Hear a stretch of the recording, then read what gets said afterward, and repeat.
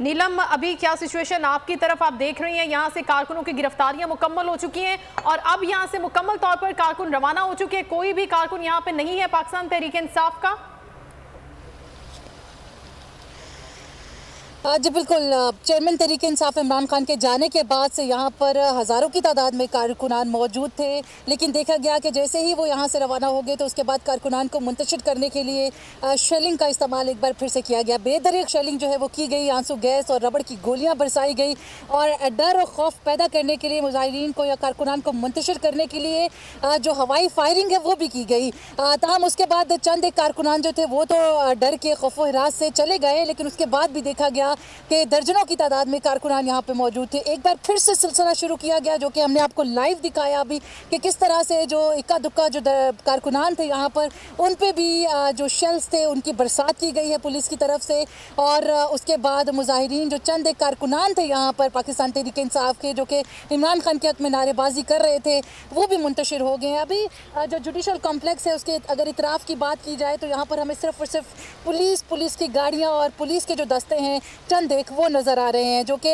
यकीनी तौर पर अभी वापस जो है वो अपनी अपनी गाड़ियों की तरफ रवाना होते हुए दिखाई दे रहे हैं। एक जो पुलिस कारकुनान है, जो पुलिस के एहलकार हैं, वो ग्रुप्स की सूरत में 2 से 4 ऐसे मकामात है जुडिशल कॉम्प्लेक्स के जिनकी इतराफ़ में मौजूद हैं, लेकिन एक जो बड़ी तादाद थी पुलिस एहलकारों की वो यहाँ से जाती हुई जो है वो दिखाई दे रही है। यहाँ पर ये चीज़ काबिल ज़िक्र है कि 3 तरह की जो फोर्सेस थी उनको आज इस्तेमाल किया गया था इस तमाम तर कार्रवाई के दौरान, जिसमें पहला वफाकी पुलिस, दूसरा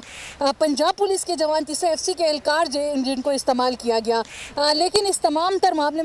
में देखा गया कि वफाकी पुलिस जो है वो तो शेल्स और रबड़ की गोलियां और इस तरह की तमाम जो कार्रवाई थी उसका हिस्सा बनी रही, लेकिन FC के एहलकार और पंजाब पुलिस के एहलकारों को हमने देखा कि उन्होंने शुरू में ही, जैसे देखा गया कि पाकिस्तान तहरीक इंसाफ का एक जमे गफ़ीर जो है वो कारकुनान की सूरत में जुडिशल कॉम्प्लेक्स की तरफ आ रहा है, तो उन्होंने शुरू में ही अपने हाथ खड़े कर दिए और हमने देखा कि वो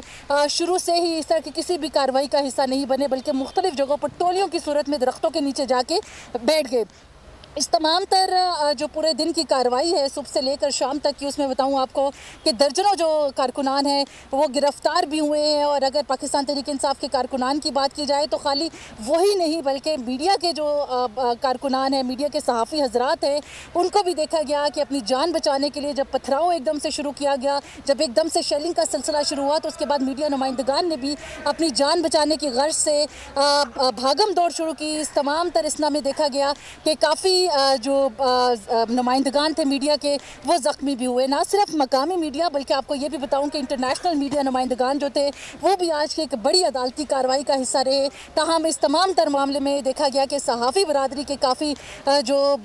नुमाइंदगान हैं वो भी इस तमाम तर जो आज की कार्रवाई थी हुए। इसके साथ साथ मैं अगर ब्यूरो चीफ बोल न्यूज़ सदीक जान का जिक्र करूँ तो मैं वो भी बताऊँ आपको कि हम सब इकट्ठे एक कंटेनर पर मौजूद थे जब ये वाक़या शुरू हुआ, तो उस दौरान में सभी भागम भाग में निकले, जिससे सदीक जान भी काफ़ी मुतासिर हुए और साथ साथ दीगर जो हमारे सहाफ़ी हजरात थे वो भी अपनी जान बचाते हुए यहाँ से निकले, क्योंकि एकदम से जो बारिश थी, एक तरह से शेलिंग की, वो शुरू कर दी गई थी। और लेकिन इसमें ये चीज़ आपको बताना ज़रूरी है कि ये जो सारा मामला है वो पहले पंजाब पुलिस या वफाकी पुलिस या किसी रेंजर्स वगैरह की तरफ से नहीं शुरू किया गया, बल्कि जब कारकुनान को रोका गया था जुडिशल कॉम्प्लेक्स के अहाते में दाखिले से, तो कारकुनान की तरफ से एक जज्बाती अंदाज में रद्द अमल जो था वो